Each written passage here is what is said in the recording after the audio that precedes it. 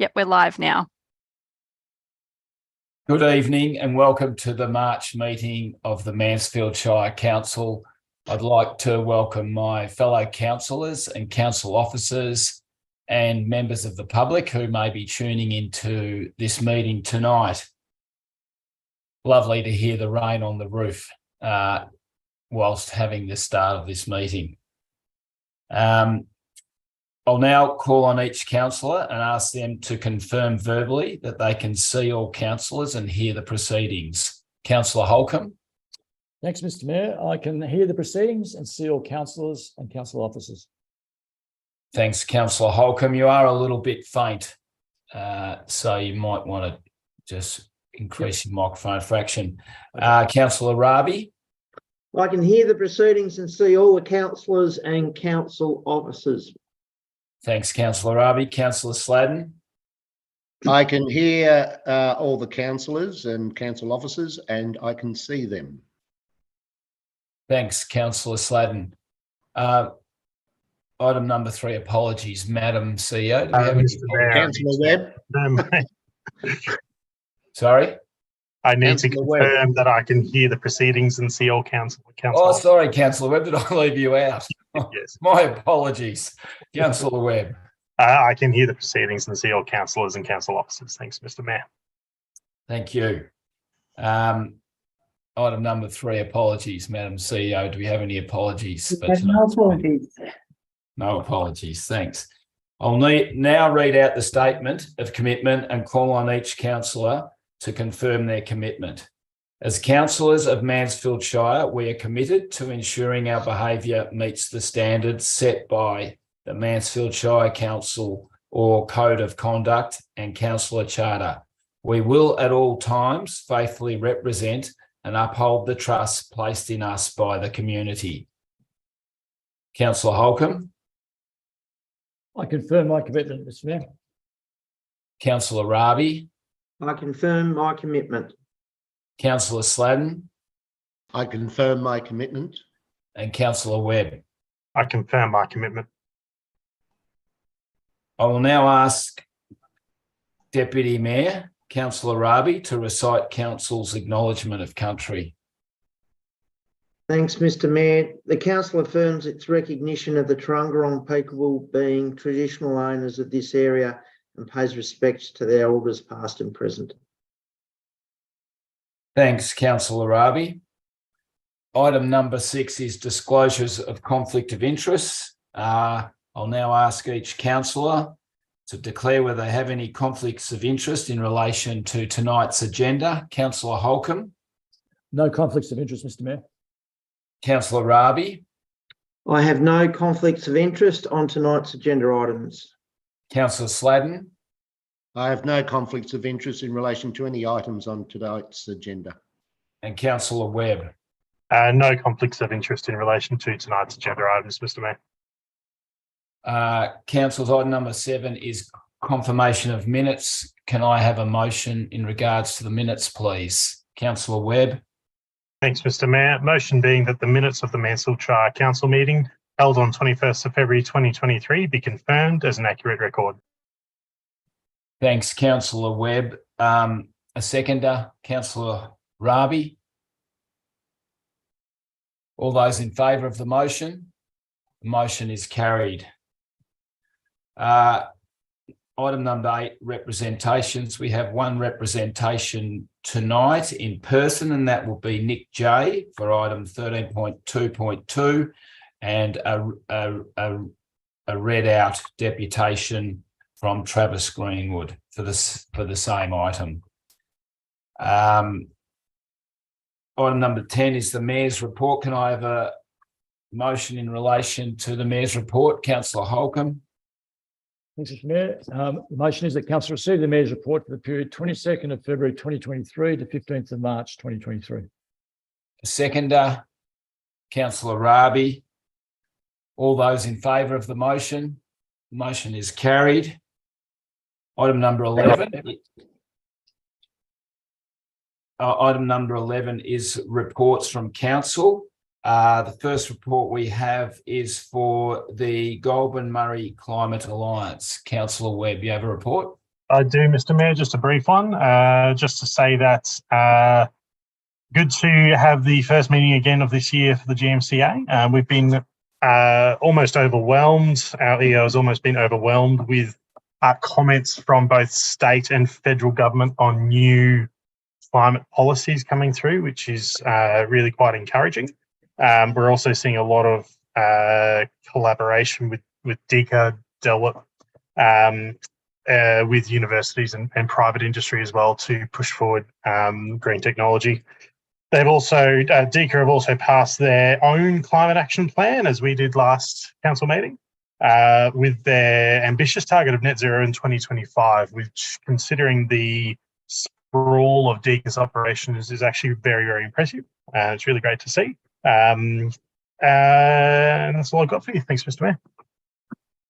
Thanks, Councillor Webb. The Mansfield Shire Council Audit and Risk Committee, Councillor Holcomb. Thanks, Mr. Mayor.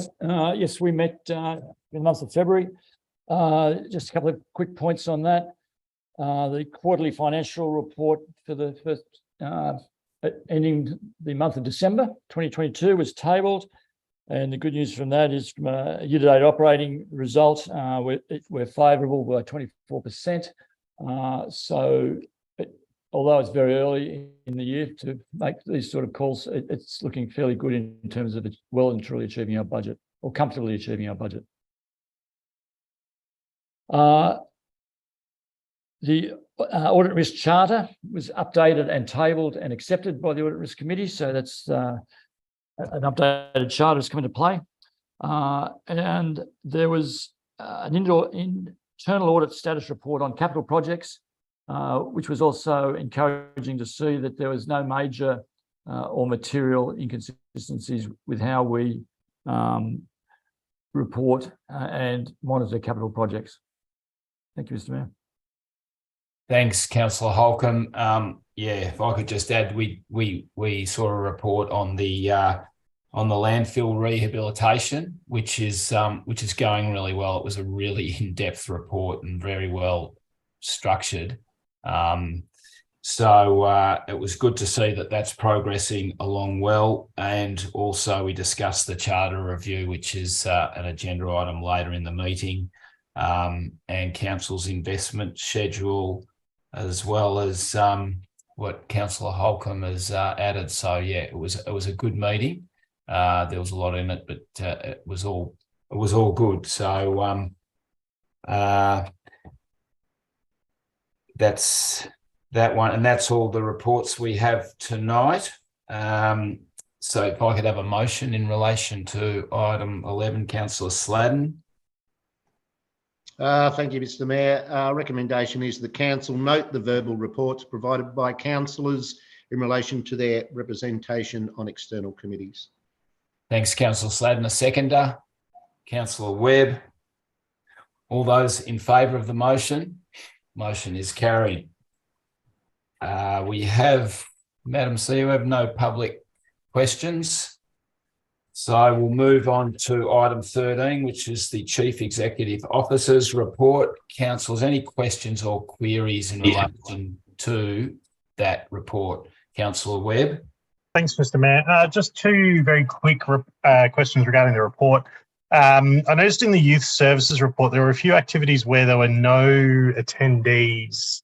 Is there a reason, or did we do a bit of an analysis as to why that happened and to what we're going to change in the future?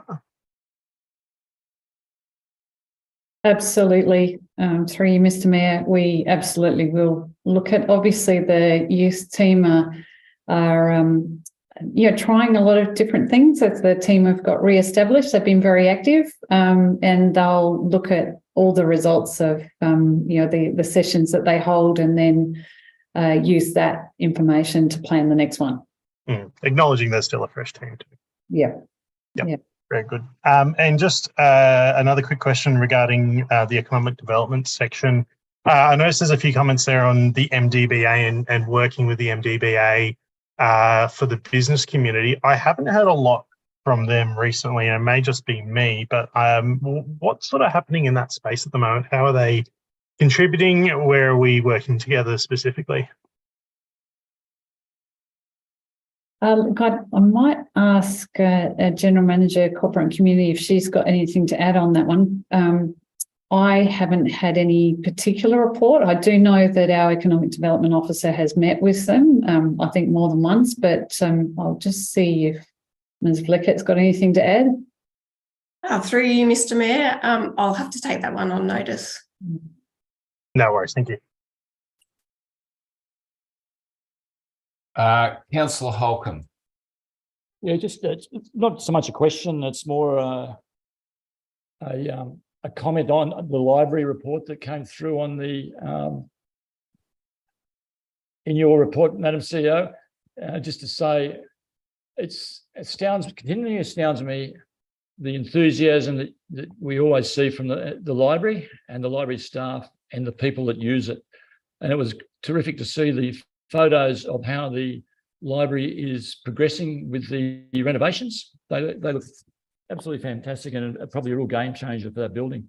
And also, I'd like to comment on how well they have adapted or appear to have adapted, looking at all their metrics through this period of building that they've gone through. They've really managed to maintain the logistics that are involved in running a library, and also the spirit that's involved, and community spirit in particular, that's involved with running the library. So I'd just like to give a big congratulations to our library.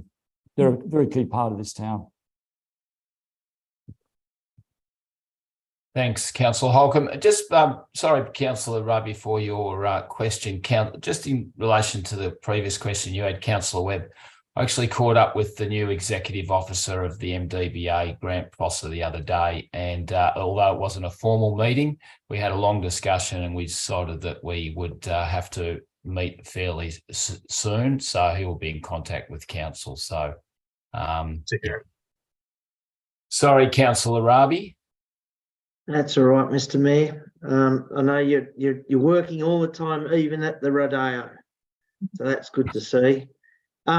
Just a comment or a question, Kirsten, Madam CEO, about the tree planting and education that we've budgeted $10,000 for in your report. I note that this will be delivered in the first quarter of 23, and you'll be planting some saplings, and they should be planted in March, it says. Do you know, could you tell me where these plantings are going to take place and what type of trees they'd be? I may have to take that one on notice, Councillor Rabi, unless our General Manager Infrastructure can add something there. I do know they've been working on it, but I'm not sure where exactly they're planning it. Yeah, through you, Mr. Mayor, I don't have the specific details, but we can get it. I do know that there has been some challenges getting access to trees, because DCAR have done a massive statewide planting program that has made it hard to get some. But our Environment Officer is working through a tree planting program in consultation with the Field Services Manager. So certainly happy to provide further information once I can get that for you. Well, it sounds as if they're gum trees then, not deciduous trees. Is that right? Not necessarily. That's something we'll have to seek information on. Yeah. Okay, and I have another question, Madam CEO, on the planning applications lodged. Item 5, page 10. At 195 Mount Buller Road, Mansfield, use of land for a service industry, commercial laundry. The applications for development of a semi-detached extension to the existing building and for shipping containers. When people apply for these, can you sort of explain to me the process there, and given that it's on the Mount Buller Road in full view of passing traffic, what considerations there may be? Absolutely. Through you, Mr. Mayor, it will go through the normal assessment process, which includes advertising. I can probably get the General Manager, Infrastructure and Planning, to add some comments, further comments on that. Certainly, through you, Mr. Mayor. The application is a retrospective application to try and seek permission to keep the shipping containers and works that they have undertaken on site without permits. An application for a planning permit is no guarantee one will issue, but we have to put them through the normal planning permit process as we do with anything. So it will go through the standard referrals, consideration against the township approaches and what we're trying to achieve in that space, as well as be advertised to adjoining and nearby owners for their comments. But I will point out that an application, that people can apply for an application, but there's no guarantee one will issue. It's just a process that we go through. Thanks very much.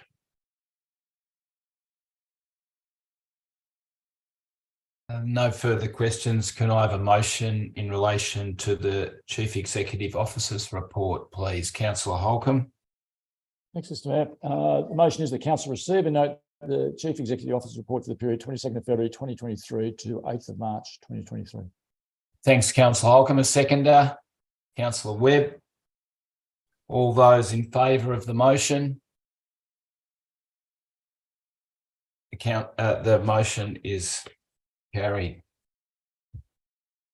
Item 13.2.1, the Bonnie Doon Plan. The responsible officer is Strategic Planning Officer Oscar Yenkin. Is he coming in, Ms. Crane? No. Okay, so you're the responsible officer. Councillors, do we have any questions or queries, comments in relation for Ms. Crane? Councillor Sladden. This is a comment, Mr. Mayor. Firstly, I'd like to congratulate the council officers from a wide range of council departments who have worked on developing this plan. Kudos to Oscar Yenkin for his work on it, but it really was an all of council approach, which I was very pleased to personally witness in terms of the consultation that was undertaken by the council officers with the wider Bonnie Doon community. So congratulations to all involved. And if you want me to go further, I'm happy to move the recommendation. Well, that'd be fine as long as there's no other questions from councillors. No? All right. Well, I'll ask for a motion. Councillor Sladden, you've put your hand up for that one. Yeah, I'm trying to find it. Just one moment. Okay. The motion is that Council 1 adopt the Bonnie Doon Plan 2023 to inform the preparation of a planning scheme amendment to rezone land and develop local policies in accordance with the recommendations of the plan. And 2, commence preparation of a planning scheme amendment to implement the recommendations of the plan. Thanks, Councillor Sladden. Can I have a seconder to the motion? Councillor Holcomb. Thanks, Mr. Mayor. Councillor Sladden, do you wish to speak to the motion? I do. Just repeating what I said earlier, congratulations to all involved. Now that does include the wider Bonnie Doon community as well for their participation, their interest and the various submissions they made, both verbal and written. This plan really does identify Bonnie Doon as a much loved and much sought after location, and the proposed rezoning changes will assist in providing more the capability for expanding our residential and rural living opportunities. Thank you, Mr. Mayor. Thanks, Councillor Sladden. Councillor Holcomb, do you wish to speak to the motion? Just very briefly, Mr. Mayor. Okay, and I endorse Councillor Sladden's comments wholeheartedly. It was a whole of council approach. It was terrific to see the community fully engaged, which is a pattern that we've seen in a number of other communities and a number of other activities when we've undertaken this engagement process. And I think it's very much a hallmark of this council that we have really gone out of our way, both through the council and through council laws, to engage with the community in all different shapes and forms. And this is a great example of that. I think it's now the challenge in front of us is to make sure that a lot of the initiatives, etc., that are highlighted in the council plan, we deliver on. Thank you, Mr. Mayor. Thanks, Councillor Holcomb. Any other councillors wish to speak to the motion? Councillor Webb. Thanks, Mr. Mayor.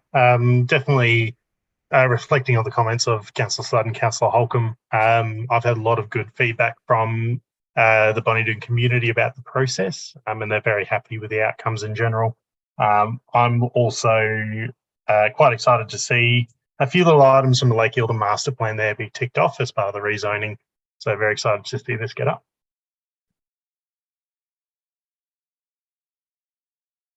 I'd better have something to say. I feel left out here. I love the plan. It was very well written, and I highly recommend all of our community, no matter where you live in our shire, to read the plan, because it was well put together, and I'm looking forward to seeing other communities formulating a plan. Thanks, Mr. Mayor. Thanks, Councillor Rabi. And if I could just add one comment to whoever wrote the agenda briefing, to encourage development that maintains the serenity of Bonnydoon. I thought that summed it up quite well. All right. There's no further speakers. Can we have a vote on that? All those in favour of the motion? The motion is carried. Item number 13.2.2 is planning application 13522 for 57 Stock Route, Mansfield. Have we got senior planner joining us? Or are you the acting officer, Melissa? Through you, Mr. Mayor, the statutory planning coordinator, Nicole Embling, is joining us to talk to this one. Okay, thank you. Thank you. And we also have a deputation from, hi, Nicole. Welcome to the meeting. Thank you. And Nicholas. Nick, how are you going, Nick? It's Mayor Tian here. Welcome to the meeting. And you've got a deputation to the meeting, so we'll take you first. If you've got 3 minutes to speak to this item, and then councillors will ask any questions after that. If that's all right? No worries. Thank you, Mayor. Thank you.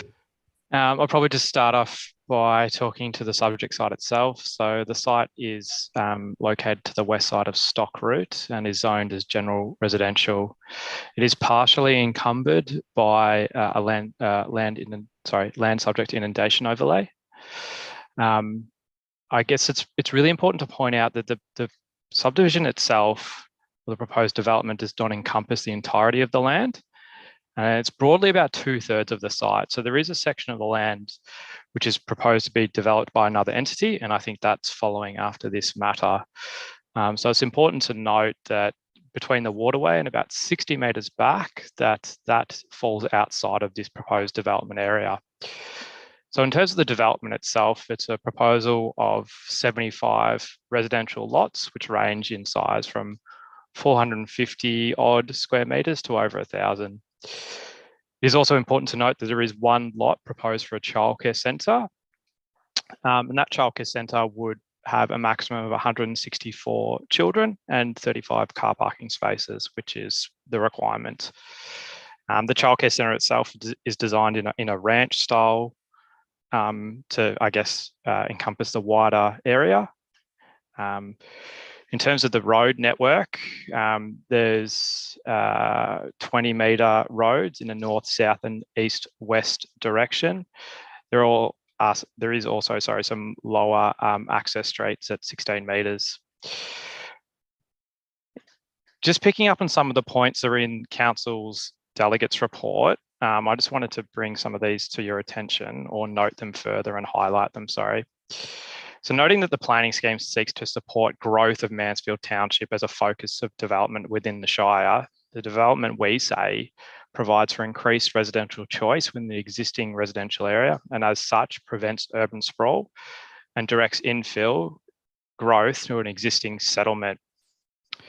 We also highlight that the proposal provides a diversity of lot sizes that will appropriately transition from a low density development from the west to a conventional residential area.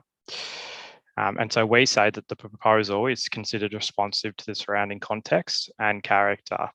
And importantly, the emerging character, noting that this site has been subject to a planning scheme amendment to allow it to be its current zoning. We say that the proposed development is considered to be consistent with the higher order state and local planning policies. And as such, there is clear support for the proposed increase in density on the site. Again, noting that the site has been subject to a rezoning and that there is appropriate infrastructure and services to support this development.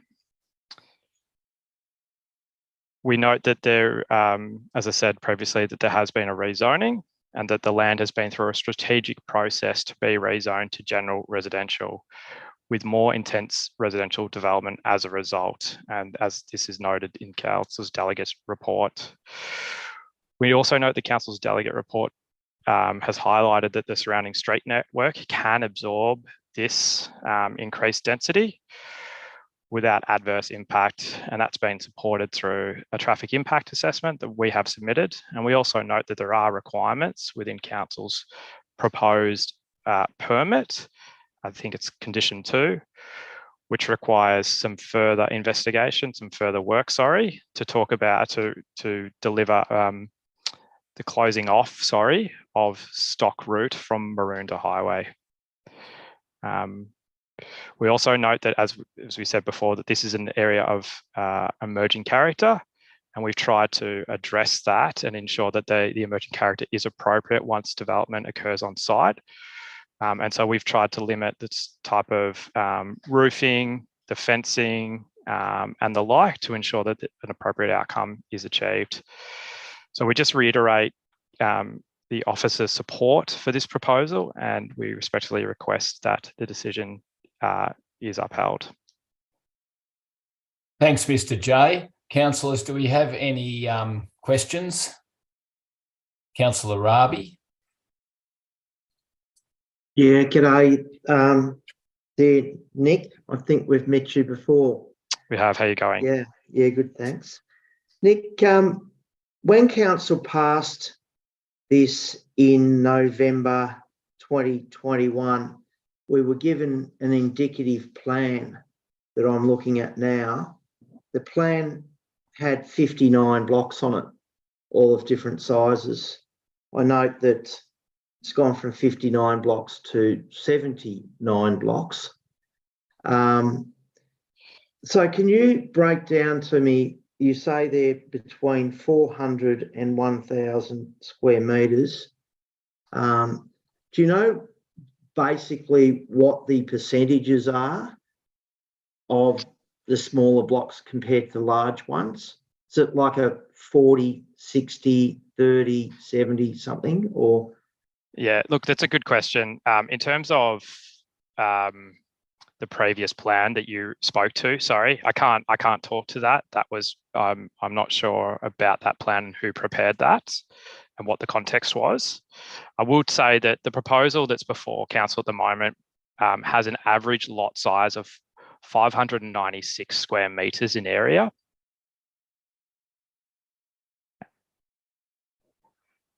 Average 596, yeah. That's correct. So it is varied and it is diverse. And as I said previously in my submission, it does provide a diversity of housing choice for the municipality and obviously for Mansfield itself. And that's consistent with council's higher order planning scheme, which seeks to have diversity of housing stock. And Nick, what sort of trees are you proposing to plant here? Are they? In terms of a landscape plan, there is one that has been prepared and has been submitted to council. So we have provided that. I'm not sure if you've had a chance to review that, but I guess some of the vegetation that we would be looking to provide are swamp gum, Australian blackwood. So they are natives. Right. And do you think that this proposal aligns with our open space strategy? In what context? Sorry. I suppose in the context of connectivity to the town. Yeah. So what I would. Yep. Sorry.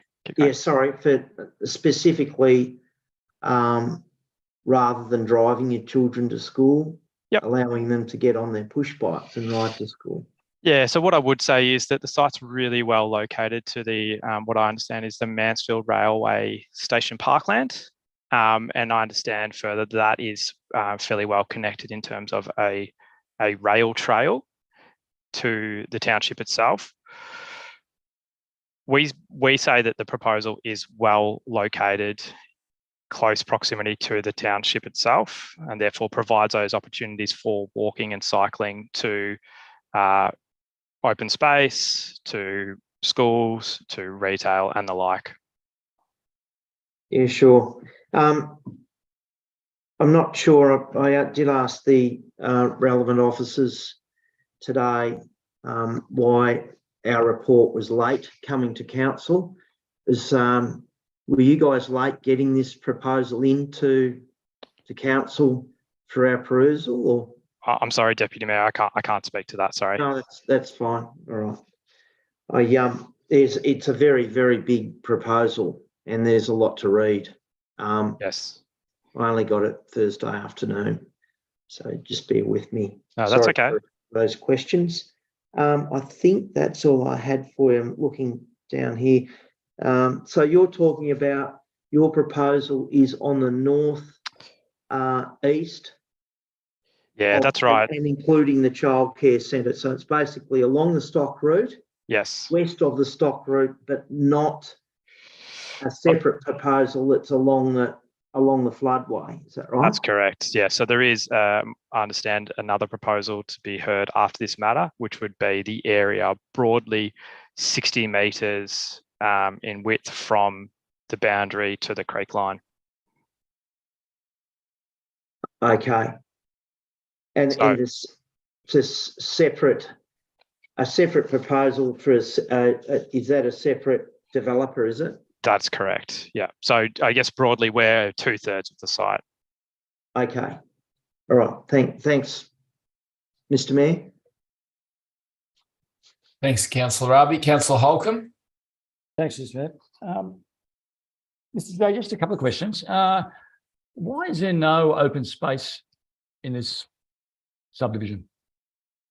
Well, as I said before, we feel that the proposal is located in an appropriate location where those services already exist. As I said, there is the Mansfield Railway Station Parkland to the south, and it is in close proximity to other passive open space. You've got Mansfield Recreation Reserve, we say, which is in close proximity to the site. Given that there is no public open space provided as part of this, a public open space contribution would apply to the subdivision of the land. So it's not that we are getting out of not providing anything, but we're providing it in a different context. Sorry, how are you providing a different context? I don't quite follow that. Because there's a fee to be paid effectively. Right. At the end of the project, is it? It's before statement of compliance would be achieved. So prior to statement of compliance, there would be, for want of a better word, a bill that needs to be paid to council, which then goes to council to maintain and upkeep open space within the municipality. Mm-hmm. And that's called a public open space contribution. Okay. Yeah, okay. But physically, there's no physical open space land designated. There isn't. I mean, like talking broadly, there could be some co-located in close proximity to the creek line. We don't have that land. So just for my own information, a subdivision of this size, this number of houses in other areas, how much public space will you allocate to that size subdivision? So if you're talking about the public open space contribution, is that what you're referring to? No, I'm talking about actual open space. It depends. So it depends on what the council requirements are, and I can't talk to them offhand. So every council would have its own set of standards and guidelines in terms of how much open space is provided and what the area and dimensions are. Yeah, thank you. And just one other quick, I noticed in there, and I'm not too sure if it's across both your subdivision and the other subdivision in Stockman's Rise that we're looking at, if all the buildings or all the dwellings in your subdivision, they're accompanied by 15,000 litre tanks. Am I correct in that? Rainfall tanks? I'm not sure offhand. I'd have to double check what council's recommendation was in terms of the conditions of permit. So if you bear with me for a moment, I could look that up. I don't have that information offhand, sorry. But probably just to note that we are obviously seeking subdivision of the land. And so, yes, you are right. There is a requirement for 15,000 litres. No less than 15,000 litres, sorry, for each site. And that's a requirement through a 173 agreement. So that's an agreement between the landowner and council itself. Okay. And is that agreement, and I'm not sure if they're right, is that agreement applicable to the other subdivision as well? I can't speak to that, sorry, because again, that's a different entity who is representing them and a different developer altogether. I would, yeah, sorry. No, I can answer that question later. That's fine. Thank you, Mr. Mayor. Thanks, Nick. Thank you. Thank you. Councillor Sladden. Thank you, Mr. Mayor. Mr. J, thanks for attending and for your presentation. I would imagine that a development of this size would be done in stages. Have you thought about how many stages that would be? Yeah, it's a really good question. It is somewhat market dependent. So it is something that we would probably have to come back to council at a later stage if a permit was granted, which is obviously what we're seeking, to have that development undertaken in stages. 75 lots is a significant amount of stages to be delivered in one stage. At this point in time, given the market and where things are at, it is hard to get a grasp of where things are at in terms of sales, because that does drive stages. So you're not going to deliver for 40 stages if you've sold 10 lots effectively. So in terms of should this be approved and commencement of works, in relation to the stock route, what would be your plans in terms of, as listed in the 79 conditions, yes, for the rectification of, well, not rectification, but for compliant sealing of the stock route? And sorry, just to go back a step, we're looking at 4 stages for the development. Sorry, I just had that information in front of me. So sorry, just in terms of the question, just to repeat it, just so I've got an understanding of it, was it what rectification works are we proposing for stock route itself? Is that correct? Correct. So if it's 4 stages, so for example, would you do that at the commencement or as a part of stage 1? Yeah, so it's a good question. So when roads are constructed, they're generally done in one stage because it's more cost effective and it makes sense to do it in one go. If you come back and do it in stages, it's not effective. It's counterproductive. And so it would be to do those works in one stage. Right. Yeah, but my question is, which stage would you be looking at doing those? Keeping in mind that there's going to be quite a bit of construction vehicles accessing the site. Yes. Utilising the stock route. Well, it would be linked to the stages, so we would have to review that in regards to what stage we do it against. But we would be looking to do it as in stage 1. So as part of stage 1, we would do those works to the road itself. Thank you. Thanks, Mr. J. Thanks, Mr. Mayor. That's all. Councillor Webb. Thanks, Mr. Mayor. Thanks very much for your presentation, Nick. That was great. Just one question for you. You said the average block size was 596 metres squared. Yes. Could you consider, I guess, that block size and the potential dwelling that's going to be built upon it? Could that be considered affordable housing or high density, anything like that? Yeah, so it's definitely not high density. So what I would say is, I guess there is some confusion about what is affordable housing. Mm-hmm. So what this does is provide more affordable product to the market, not so much affordable housing. So affordable housing is generally dealt with by a government agency or the like. So it provides more product that provides, for want of a better word, a better price point. Yep, makes sense. Thank you.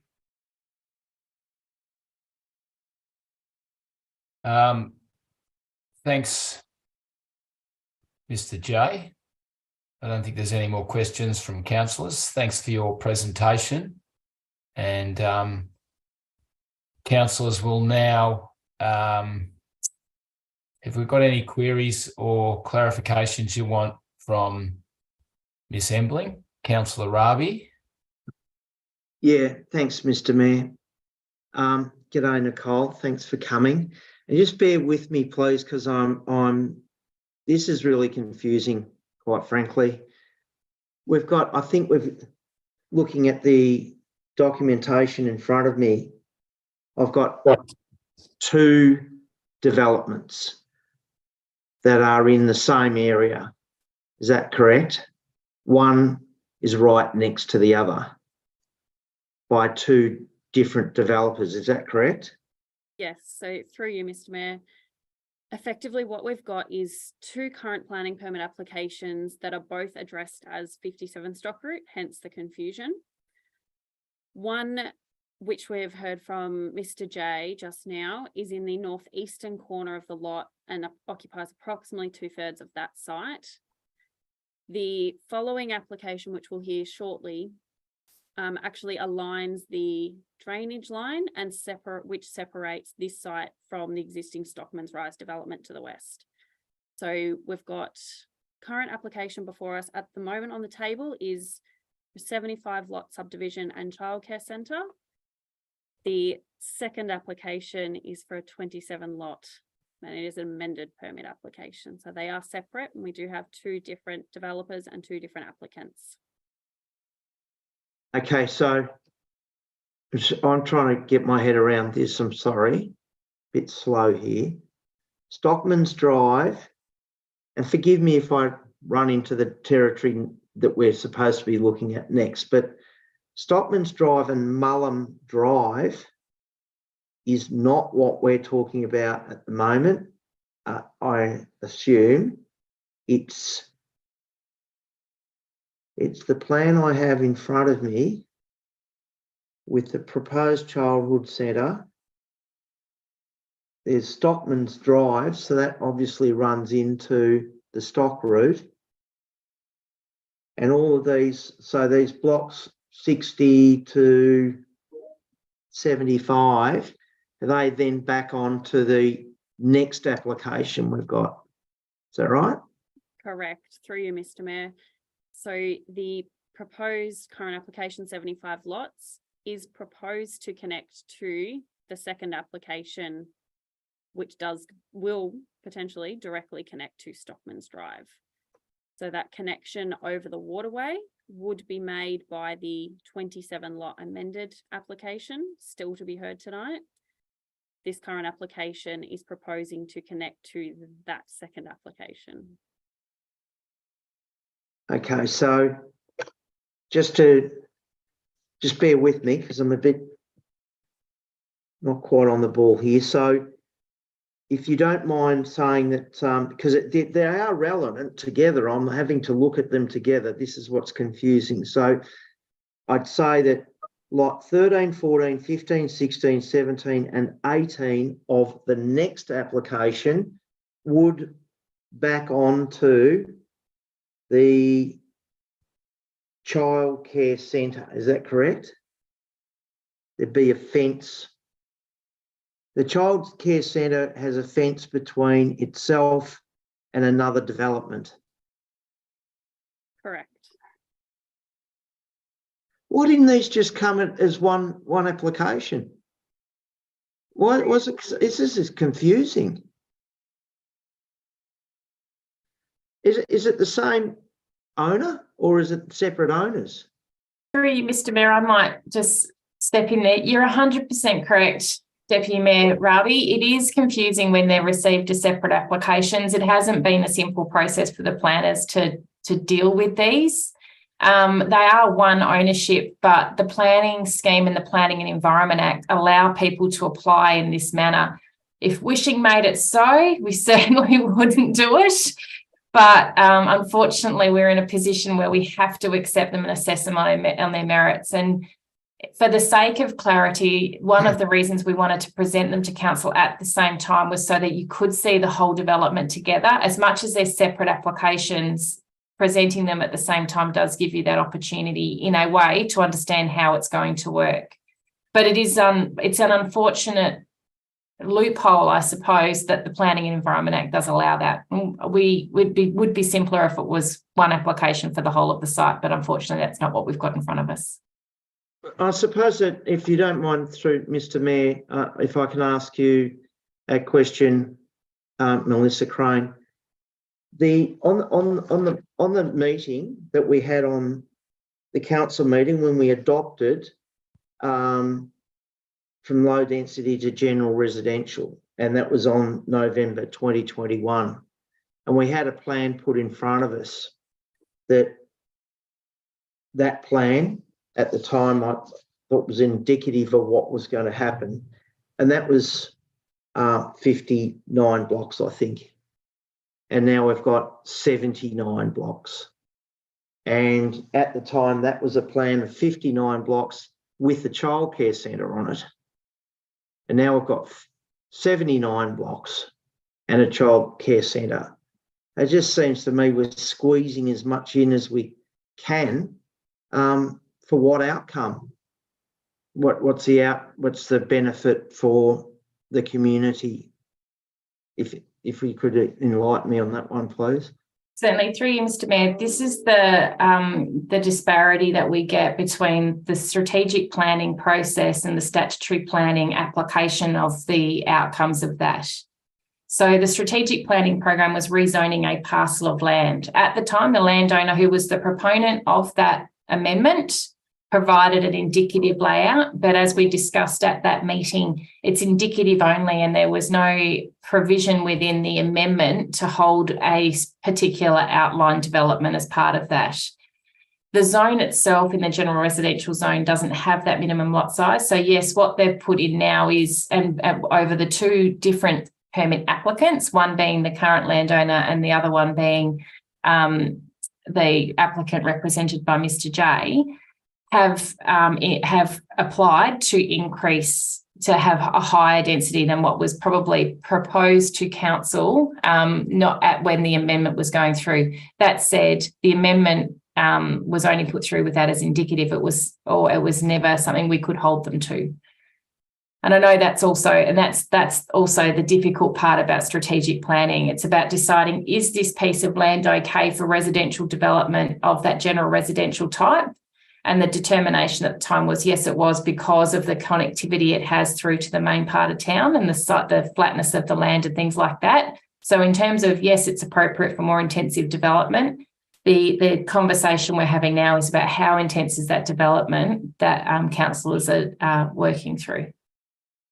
Yeah, sure. I'm just trying to balance, as a councillor, representative of the community, I suppose, and I don't want to be derogatory, but the greed of the developer against the livability of my my fellow people that come and live here, because we all love our country, and I don't want to see it go like Cranbourne. So for the sake of, I don't know, the developer that may or may not live here, I think the childcare centre is a pretty good idea. you know, but sticking this many, and I haven't had time to look at this. It came to us on Thursday. There's a lot in this, these two together. I'm struggling. I'm sorry to go on about this. I know it's not a question, but I'm just struggling to try and get my head around it. That's all. So I'll shut up now, Mr. Mayor. Thanks, Councillor Ravi. Yeah, look, I mean, it is, but we do have to just look at each proposal as they come in the agenda. So we, you know, just remind you that 13.2.2 is the one that we are looking at now, and we're going to decide on. Just before I get to you, Councillor Seddon, just one thing I forgot to mention at the start after Mr. Jay spoke was that that Travis Greenwood, who was going to come in tonight, hasn't been able to, but his objection or his deputation was sent to all councillors, and all councillors have read that. So sorry about that, Mr. Greenwood, for overlooking you when I should have right at the start. But but councillors have seen your submission. Councillor Sladden. Thanks, Mr. Mayor. Just a question for Ms. Embling, if I may. Ms. Embling, looking at the zoning in this general area where we have gone from low density to general residential, across the road from the stock route, we have an industrial parcel of zoned land, and abutting that is a mixed use zone. Looking forward, a childcare centre next to an industrial zone doesn't exactly thrill me, but those zones, the mixed use zone and the industrial zone, do you foresee any potential issues for further development of those zone parcels of land should this application be approved? I know it's a bit crystal ball gazing, but you know, as strategic planners, surely there is something there within the various strategies that council has adopted that may potentially have some conflict in the future. Are you able to address that concern? Yeah, thank you. Through you, Mr. Mayor. So it's my understanding that the industrial site that's currently opposite the stock route isn't actually being used for industrial purposes at the moment.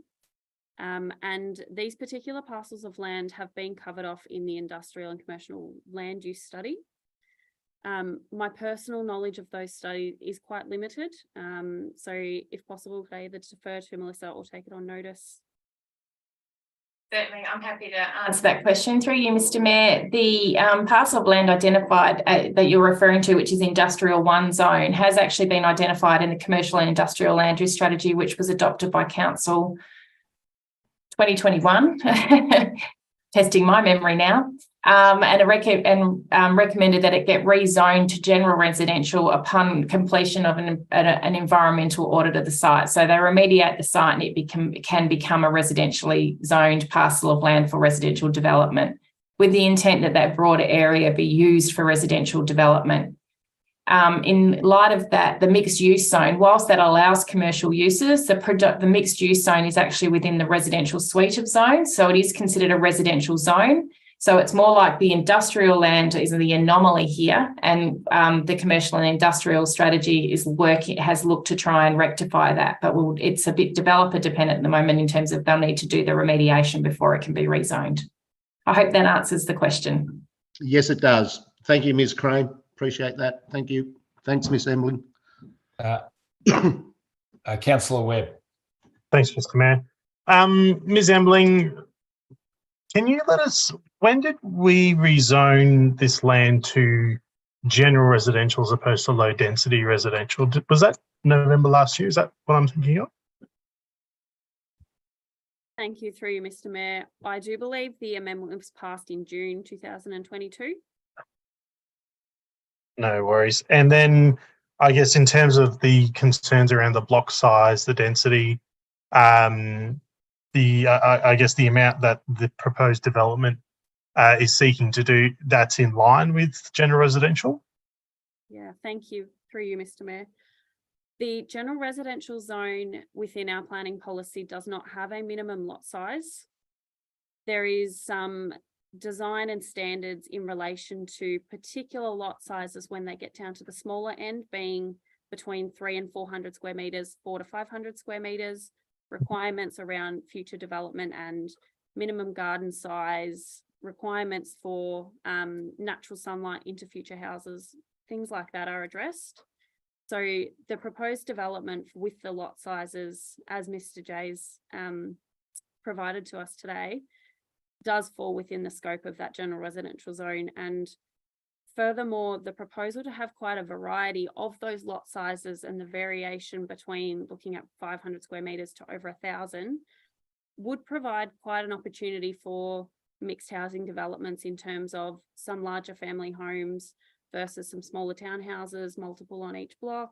There would be quite a variety available to future landowners. Okay, so the I guess the average of 596 meters squared is doesn't fall into that small, I guess that small density where we would need additional concerns, right? That's correct. So in terms of the scale of development across Mansfield, I understand generally we have quite big lot sizes. This doesn't fall into the category of small in terms of what the policy allows, but it is quite, I guess, moving slightly into a shift for higher density for Mansfield rather than higher density as a general consideration. Okay, thank you very much. Miss Emling, I've just got a question.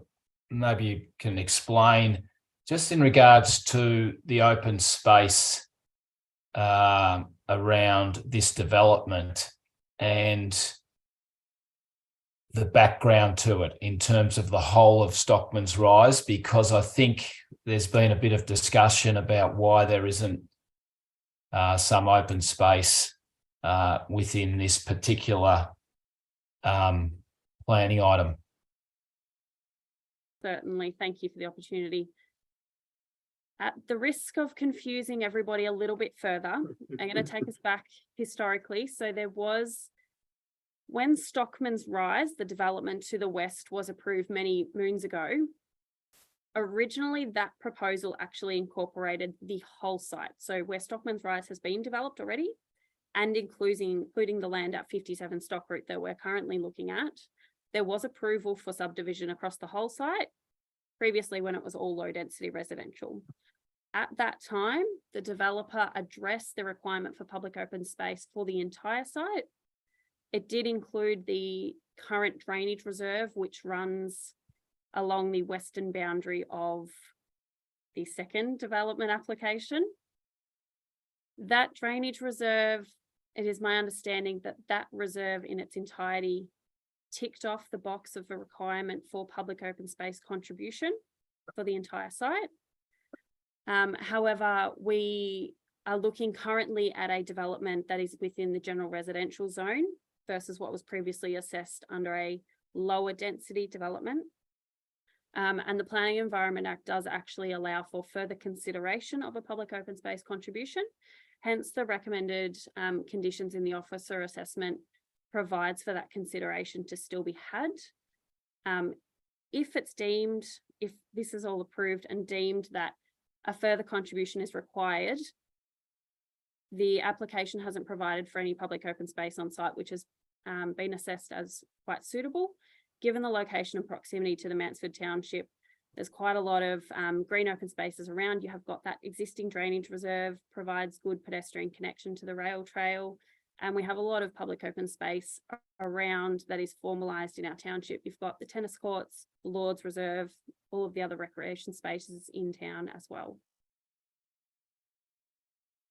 Thanks. So just what you're saying is that open space can only be asked for once. So given the whole development plan initially, the whole subdivision initially, open space was provided then and council can't ask for more now. Generally, that is correct. However, given the change in the zoning, it does allow for further consideration, but it would only be on the change in the value of the land.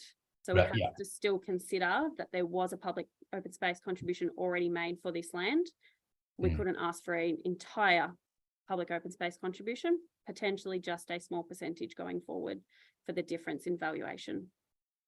Sure, thank you. That's a great explanation. But that contribution could then be used within the current land that is set aside within next to this development. And there is some there, I believe, a 5,000 square metre area, which council could use to upgrade that to be more usable. That is correct, absolutely. So generally, a public open space contribution where it's made in a monetary form is then used in that general vicinity to provide services for those developments. Thank you very much. Any further questions of any of the officers? No, can I have a motion then, please? Councillor Holcomb. Thanks, Mr. Mayor. On hearing all the discussion there, I'd like to move the motion as per the recommendation from the executive, tabled on page 19 of the council agenda.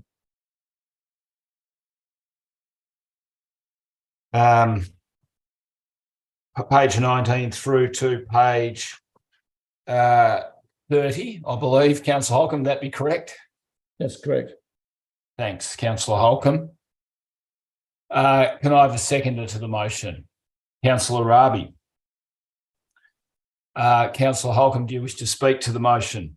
Yes, I do. I find that how these two proposals have been presented very, very confusing, to the point where it makes me suspicious of them, to be honest.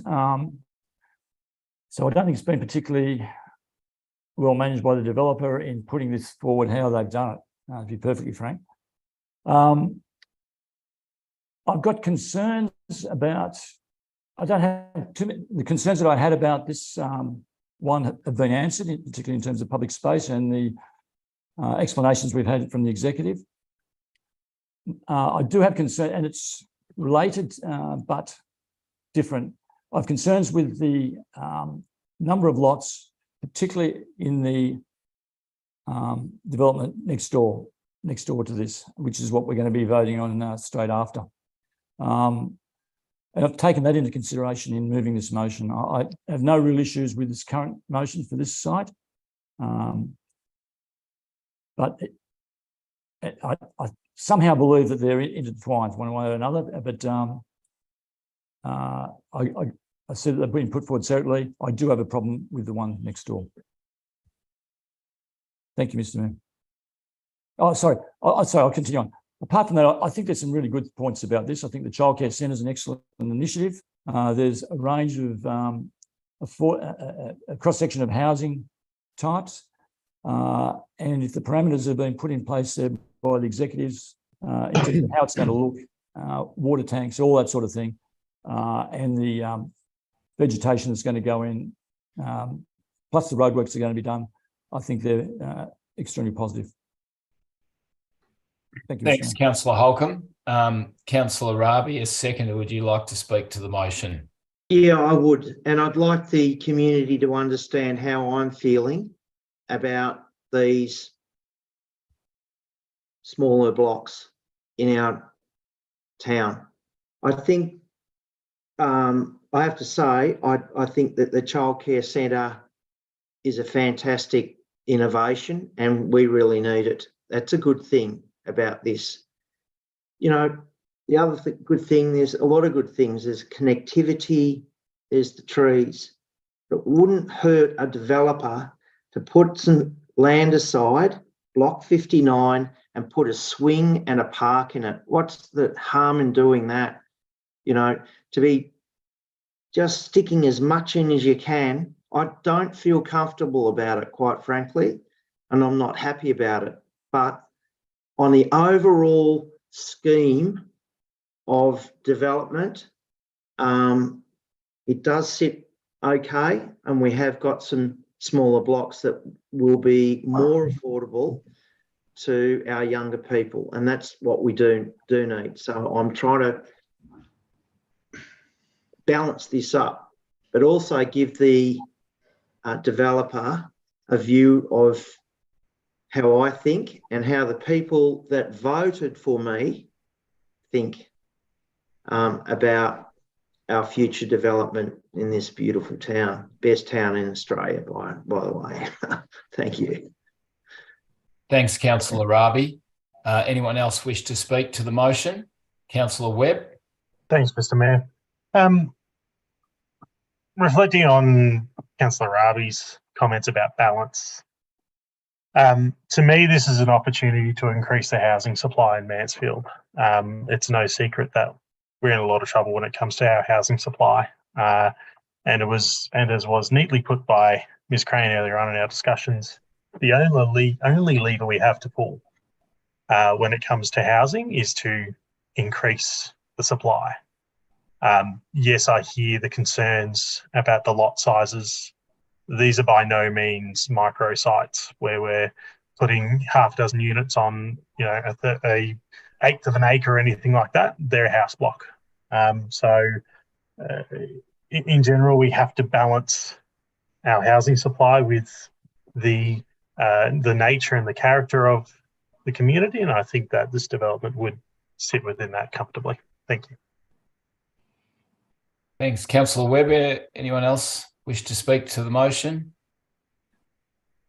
If I could just add my bit, I think something Councillor Rabi touched on in terms of perhaps it would be good if the developer, I think, could probably forego a couple of lots in the centre of this development and maybe provide a space which is not so far away. It would be good.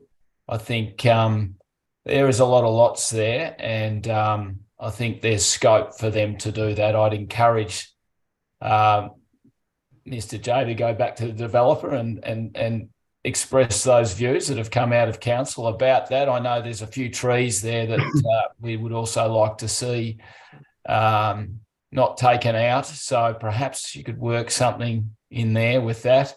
That would be my comment. Okay. Having said and done all of that. Excuse me, Mr. Mayor, you haven't asked if anybody wishes to speak against the motion. Oh, sorry, Councillor Sladen, you're spot on. I just asked if anyone else would like to speak to the motion. Is that That's correct? Okay. Yes. No, I didn't say for, I said to, so perhaps I should be more specific. Okay, would anyone like to speak against the motion? Well, now that you asked, Mr. Mayor, yes, I would like to speak against the motion. Mm-hmm. I do not support this motion. I've been on council probably too long, some of you would say. But I was on council when the original Stockman's Rise plan came to council. There was a lot of debate at the time. It is part of our major entrance to the town. Yes, we have the wetlands. There's a bit of a block, but as you come over the hill, you can clearly see that development off to your left. When the council at the time approved the that planning permit, as has been mentioned here today, it was for low density. And with stage one, all those people who bought, they bought on the basis that it was low density with a minimum lot size. What we have had since then is a change in rezoning. Again, questions were asked in terms of lot sizes, in terms of flooding implications. However, this council did agree to change the zone from low density residential to general residential. And this is the problem we have today with this application. There is no minimum lot size under the planning scheme. Very well to say the average is 596 square metres, but we go down as low as 400 by looking at some of those lot sizes on the proposed plan. I have serious concerns about traffic management. I have serious concerns about access, serious concerns about the impact of the stock route. The stock route is a rather historical access way for this town. I cannot get a clear answer whether the stock route will be closed or when it will be closed or half of it will be closed or who's going to maintain the upkeep of it. That'll come back to council. Who's going to monitor the construction works? And as most of the councillors have commented on, is the lack of open space. Now, the fact that open space was given at the very initial planning permit approval, which was for low density, and now, you know, the developer or the owner of this block of land, and keep in mind it's the same owner of the land, even though there are two different applicants we are looking at here. I think we've been played, quite frankly. We have seen that it was a proponent-driven change to the zoning, and now we can see why it was a proponent-driven change to the zoning. Purely and simply to put more blocks of land, more houses for, well, we know what for, to realise his initial purchase. So I'm sorry, I cannot support this, particularly at a time when we are receiving or reading almost on a weekly basis in the paper of residents' concerns about overdevelopment in the town. We only have to look at what's going on down the Highton Lane area. For us to now open up this entrance to the town, this section of, strip of land, and again, as Ms. Embling said, you know, if we get rid of that industrial zone, that becomes general res, that goes into the mixed use zone. I'm sorry, Councillor Raby, but you are going to have Cranbourne on your left-hand side as you enter town. Therefore, I cannot support this recommendation. Thank you, Mr. Mayor. Thanks, Councillor Sladden. I think everyone's spoken. So now I'll put the motion to a vote. All those in favour of the motion? Motion is carried.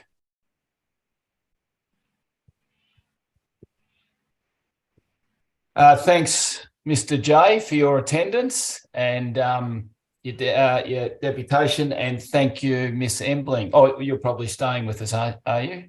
Yep, okay. Thanks, Mr. J. See you later.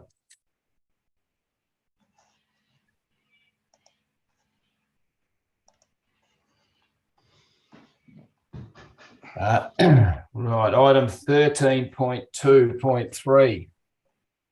Something completely different. Application P179016BA21, multi-lot stage subdivision at 15 Stock Route, Mansfield. Miss Embling, you're the responsible officer, I take it, for this one again. Do we have any queries or questions about this for Miss Embling? Councillor Raby. Forgive me if this is a leading question, but would it be normal for a town to have a buffer zone between a smaller lot subdivision and a sorry, Councillor Sladen, I can't remember what you called Stockman's number one, the larger block subdivision in there. So I just note that this has gone from 10 to 17 to 27. So is there is there, is it normal for a town to have a buffer zone between the two? Through you, Mr. Mayor, I might take this one because it falls to strategic planning less than the statutory planning, which Ms. Embling's here to talk to. So in terms of strategic planning, when you talk about how you transition from one zone to the other across your landscape within your township, you will have your biggest blocks in your farming zone, which are your 100-acre lot sizes, your 40-hectare minimums. Your next zone that you have within your suite of zones is normally your rural living zone, which is your 4-hectare, your about 4-hectare blocks of land, your rural living ones where you have small little hobby farms. The next zone, the transition from that down as you start to intensify your development is the low density residential zone. So without reticulated sewer, they're 4,000 minimum lot sizes. With reticulated sewer, they're 2,000 minimum lot sizes, as has been the case here in Stockman's Rise estate. So they've got the 2,000 square metre minimum. And then the next transition zone is either the neighbourhood residential zone, which is a fairly new zone, or the general residential zone. And the transition is actually those zone lines. So there's not a buffer in between them, unfortunately. I understand where you're going with that. But in terms of the broader planning, the strategic planning policy and logic, the zones themselves are the buffers. Thank you. Miss Embling, do we have an approximate average lot size on this application? Yes, thank you. The officer report details that the majority of lots are between 675 square metres and 750 square metres. My understanding is that the average lot size sits just over 700 square metres, but I do not have the exact calculation. Apologies. Okay, thanks. Councillors, any other questions?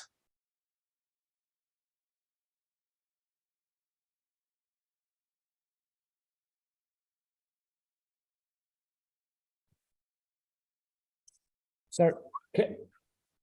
Councillor Holcomb. Yeah, Mr. Mayor. Just with the number of lots, that's all developer driven, the number of lots that are in this. So it's gone from 10 up to 27. Is there an idea, and this is I'm not sure I'm asking the right question here, but is there an ideal, and it's got to gets back to Councillor Rabi's point, is there an ideal number of lots to fit into that area? Because I actually take Councillor Sladen's point of view that the number of people, the people who bought in Stockman's Rise were promised all along that there was going to be 10 lots there and they were going to be 2,000 square metres in that strip. And now that hasn't occurred for whatever reasons, and they've all been brought forward, but that hasn't occurred. How can we justify to them that we're not holding true to what they have been told? That's probably the question. And in other words, why don't we stick with 10 blocks, what was originally going to go there?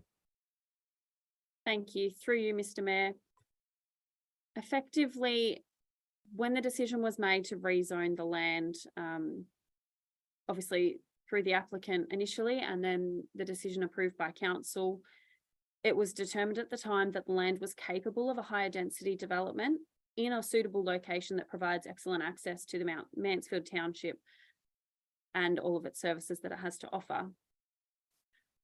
The effective restriction on the lot sizes is effectively what the land is capable of. So we're looking at a variety of restrictions that are some dictated by policy, others are what the land is physically capable of. So in terms of things like stormwater management, drainage, you've got the policy requirements dictating requirements for garden area, northern sunlight, good road access, and all of those things. So when the land was rezoned, it provided an opportunity for the landowner or future developers to intensify that lot yield and effectively create smaller lots that reflected the new general residential zone that now applies. And that zoning allows for quite a range of lot sizes to provide a variety of housing options to future landholders. Yeah, okay. Through you, Mr. Mayor, I might add to that in terms of Councillor Holcomb's question about what do we say to the people that purchased thinking that there would be the 2,000 square metre blocks in this section. When we went through the strategic planning process for the rezoning, all of the residents were notified and the documents were made available for them to view. They may not have realised what it meant, and that's unfortunate, but they did have an opportunity to feed into that amendment process. I know that's not a good answer in terms of how they're feeling now, and I completely respect how all of the submitters and the comments of the submitters that you will have all read in the documents circulated to councillors separately. So for any submitters watching, all objections have been provided to the councillors, so they have been able to see the comments verbatim. So it is it's unfortunate that they perhaps didn't realise the implications at that point, but unfortunately this is the situation we're in, and we can't hold the owner of this land accountable to a promise he may have made as part of a sale of the property. It'd be nice if we could, but it's not something we can do, unfortunately. Thanks, Ms. Crane. Does that answer your question, Councillor Holcomb? Well, it answers, yeah. I'm not quite happy with the answer, but I get where Ms. Crane's coming from. Yeah, I think we've got this to me looks like straight out greed, trying to maximise absolute profit in his strip of land, and I regard it as pure opportunism. And I'd like to think that the developer would have some sense of concern for what was his original promise to the ratepayers, and hopefully, if he was able to wind that down back to 17 blocks, or ideally the 10, the second tranche they went to was 17. Well, then I wouldn't have a problem with it. But I think to go to 27 is just too big a step in my mind. Okay. Can I think you've made that clear. Can I call for a motion in relation to this agenda item? Councillor Webb. Thanks, Mr. Mayor. I'll seek to move the motion as written in tonight's agenda, page 34 through to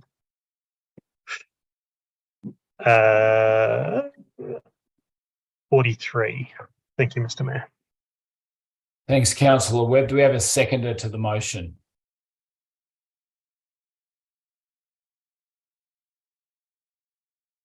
Looks like we have no second to that motion, so that motion has lapsed. Do councillors, anyone like to propose an alternative motion? Councillor Holcomb. I'm not too sure of the exact words for this, but I'd like to propose an alternative motion that delays making a decision on this for at least 1 month, or we can review further options with this.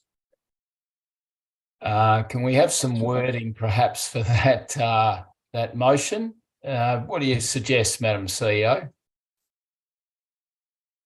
That the matter be adjourned and considered at the next scheduled meeting of council, which will be in about a month's time. Will be in a month. Far better put, Madam CEO. Thank you. All right. I have a seconder to that motion? Councillor Raby. Or Councillor Holcomb, do you wish to speak to it? No more than what I've said. I just think there's more work, and we've got to start the listen to what the ratepayers said and see if we can get a better outcome on this. Thanks, Councillor Holcomb. Councillor Rabi. Yeah, thanks, Mr. Mayor. To Travis Greenwood, I've read your submission. It's very well written. It's very concise, and it's very clear to this councillor that the people that bought into the low density stage 1 or 2 at Stockman's are upset. Part of this land is on a flood zone. It's already been brought up at another council meeting in November 2021. There's blocks adjoining onto childcare, and there's too many of them. You're going from 10 to 27. That's a stretch. When in November 2021, the council met and agreed to allow the zone rechanged, but at that time there was only 17. So I agree with Councillor Holcomb.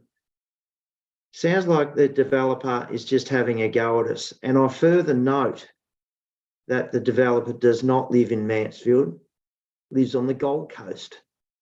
So no, I'm totally against the motion that was put forward. And I think we should come back and have another look at it, hopefully with a sensible outcome. Thanks, Mr. Mayor. Thanks. Thanks, Councillor Rabi. Any other councillors wish to speak for the motion? Any councillors wish to speak against the motion?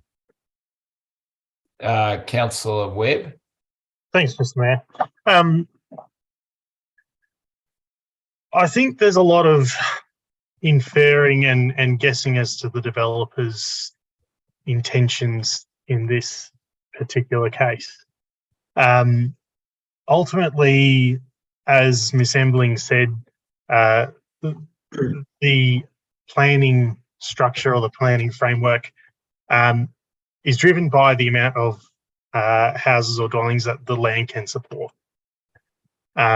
As I mentioned in the previous item in the agenda, we have a massive housing crisis in Mansfield, and I'm not for development for development's sake, but I also think that an average block size of, I think it was over 700 metres, is not high density either. I think this development, given its proximity to a town centre and given the amount of demand that the market is asking for at the moment, is completely sensible. You also have to consider the nature of the dwelling. As a person who wants to live in a township like Mansfield, they might not want an acre block. These people are probably aiming to work in town, live in town. These are more white-collar workers who are going to be working a lot of the time. They're going to be raising young families. They don't have time to mow an acre block, as well as all the upkeep that goes into it. So, look, it is what it is. But I think this development is entirely reasonable for the location and the use of the land. Thank you. Thanks, Councillor Webb. Councillor Sladen, you wish to speak? Well, take yourself off mute for a start.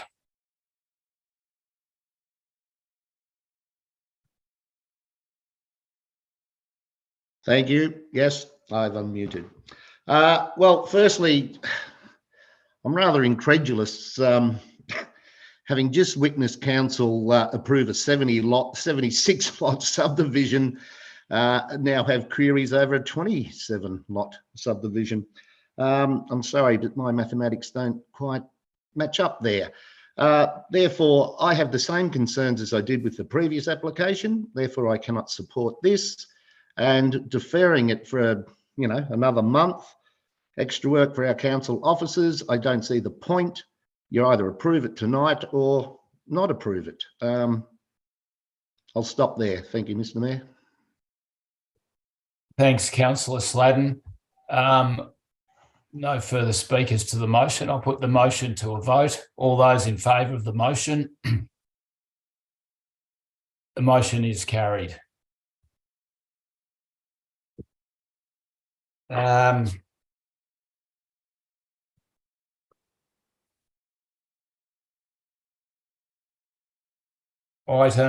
13.2.4 is the Amendment C56 Mansfield Alpine Approach. The responsible officer is Melissa Crane. Ms. Crane? Councillors, do we have any questions or queries in regards to this motion?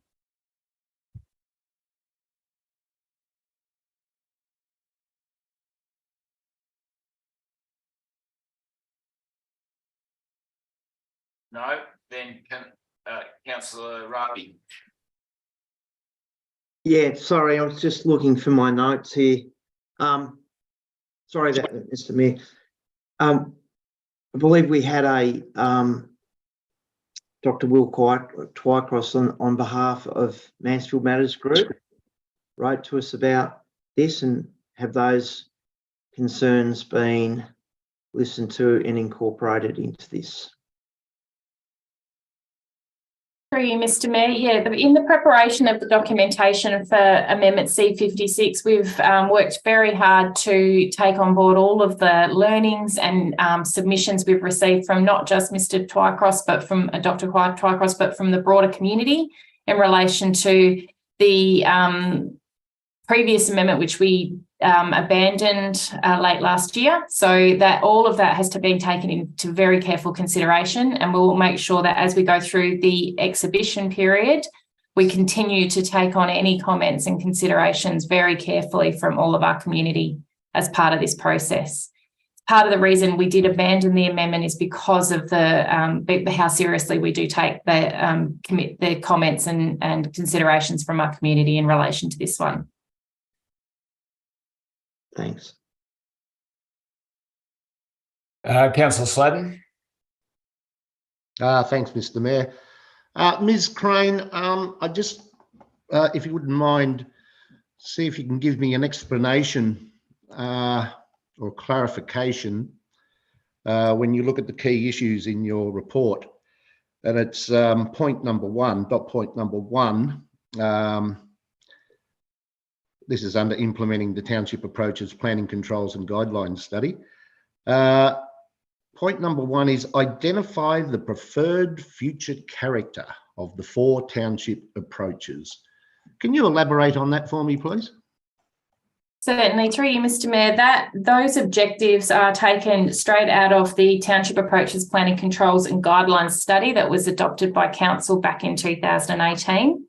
They're the objectives that we're working to protect in relation to the township approaches, specifically by using the design and development overlay. Okay. So they're straight out. There haven't been new ones that we're creating. They're ones that are straight out of those guidelines. Yes, I'm being a bit devil's advocate here, Ms. Crane. I just wanted to point out, given the previous 2 agenda items, that's exactly, I was part of that, the development of that strategy, and unfortunately, that first dot point seems to have been overlooked. That's a comment, it's not a question. Thank you, Mr. Mayor. Thanks. Any other questions, comments? Can I have a motion, please? Councillor Sladden.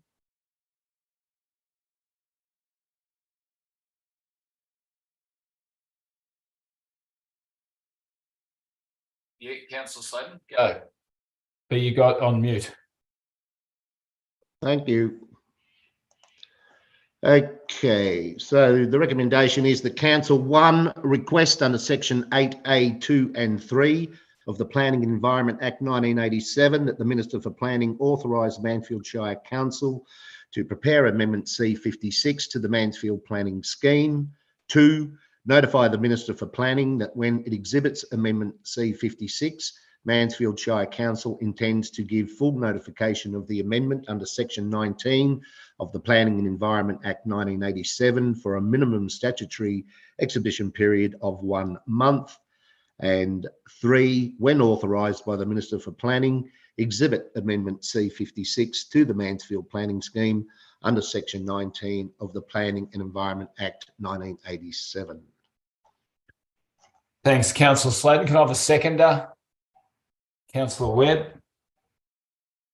Councillor Sladen, do you want to speak to the motion? Oh, I think it's pretty self-explanatory, Mr. Mayor, and there'll be more opportunity for comment once it does go on exhibition. Councillor Webb. Just that this has been a long time coming, Mr. Mayor, and I'm glad to see this come to council in this form. Any other councillors wish to speak for or against? No, in that case, I'll put the motion to a vote. All those in favour? Motion's carried. The next agenda item is 13.3.1, the Audit and Risk Committee Charter Review. We're welcoming Mr. Tony Cooper into the meeting. Good evening, Tony. Yep. You there? Can you see me? Can't see you yet. Now I can. There you go. How are you? Good evening. I'm doing okay, thank you. That's good. We're looking at item 13.3.1, the Audit and Risk Committee Charter Review. Councillors, do we have any queries, questions for the responsible officer? Councillor Webb. Just one, thanks, Mr. Mayor. There's a point in the report of the oversight of cybersecurity. What do you mean by that specifically? It's a very interesting question, Councillor. We've had a few issues with cybersecurity breaches over the past 12 months, so it became a bit of a focal point for the committee to receive reports around what council is doing in relation to responding to that. So we've been reporting back to the committee on that, and we currently have an internal audit being done on of our cybersecurity response, which looks at things like we will be getting an Essential 8 review. We're looking at our insurance industry, our insurance agents has provided some feedback on what they believe around our cyber gaps might be. So we're looking at a more holistic report around how we respond, and then we go back to the Audit and Risk Committee and provide them with that report with the intent that we then get actions around what we can do within our budget, within our realms of protecting ourselves better from the attacks that are happening in other organisations. If I might add, our internal auditors have also informed us that at this point, local governments aren't a targeted group, but that's not to say that won't change down the track. Very good, thank you. Any other questions, councillors? No, in that case, can I have a motion, please? Councillor Holcomb. Thanks, Mr. Mayor. I'd like to move the motion that council endorse the updated Audit and Risk Committee Charter. Thanks, Councillor Holcomb. The seconder, Councillor Rabi. Do you wish to speak to the motion, Councillor Holcomb? Just very briefly, Mr. Mayor, I'd just like to acknowledge the work that Mr. Cooper has done in putting this together. There's a lot of there's quite a few people on the Audit and Risk Committee, and they're geographically located in very different areas. They're hard to get hold of. And so I won't use the term, it's a bit like herding cats, but Mr. Cooper, you've done amazingly in getting them, everyone to give responses. And I think they were actually good responses that you got, and you were able to get back to them very quickly. So well done in pulling it together. It's not an easy one with such a large disparate community. Sorry, not community, committee. Thank you. Well done. Thanks, Councillor Holcomb. Councillor Rabi is seconder. No. Anyone else wish to speak? Okay. All those in favour of the motion? The motion is carried. Thanks, Mr. Cooper, for your attendance. Now, item 13.3.2 is the review of Mansfield Council Instrument of Delegation S6. I don't believe we've got anyone coming in for this, do we? No. Okay. Through you, Mr. Mayor, Jane Carter will be joining us for this. Cheers. Okay. Yep. Thanks. Hi, Miss Carter.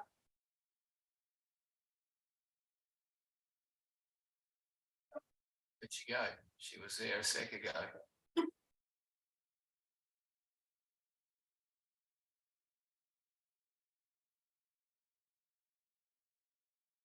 Miss Carter, are you there? Can you hear us?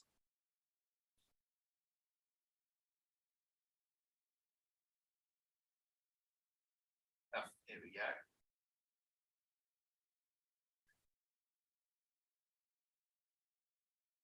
Hello. Hi, Miss Carter. How are you? So Good, thank you.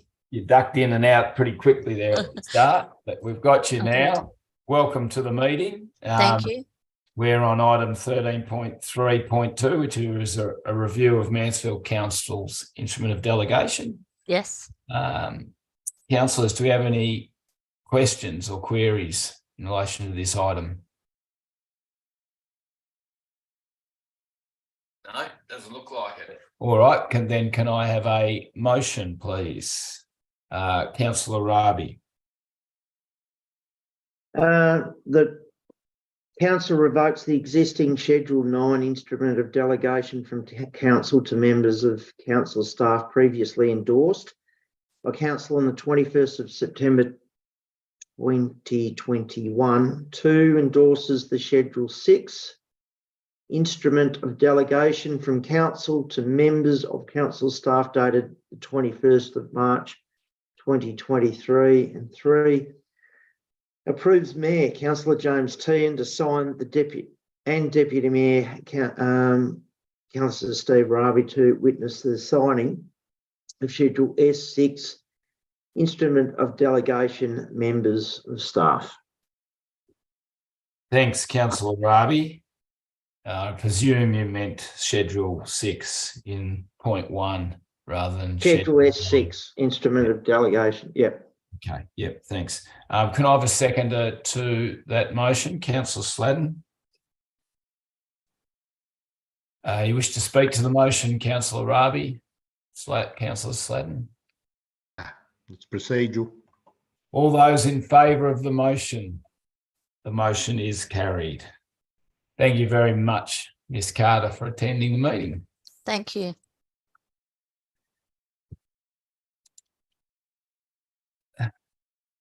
Item 14, Council Meeting Resolution Action Status Register.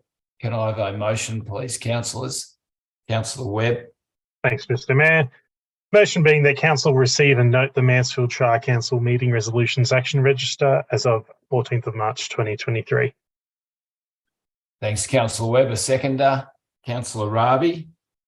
All those in favour of the motion? Motion is carried. Item 15 is the Advisory and Special Committee reports, Audit and Risk Committee meeting agenda and minutes. Councillors, can I have a motion? Councillor Rabi. A motion that Council receive the agenda and minutes of the Mansfield Shire Audit and Risk Committee meeting held on the 27th of February 2023. Seconder, Councillor Holcomb. All those in favour of the motion? Motion is carried. Item number 17, closure of the meeting to the public. Can I have a motion? Councillor Sladden. The Council closed the meeting to members of the public under Section 62(2)(a) of the Local Government Act 2020 to consider confidential reports in accordance with Section 66(2) of the Local Government Act 2020 for reasons set out in Section 18 below. Thanks, Councillor Sladden. A seconder, Councillor Webb. All those in favour of the motion? Motion is carried. We will now adjourn to the confidential part of the meeting, and we'll join any. We'll be back at the end of that to announce anything that happens there and to close the meeting. Thank you.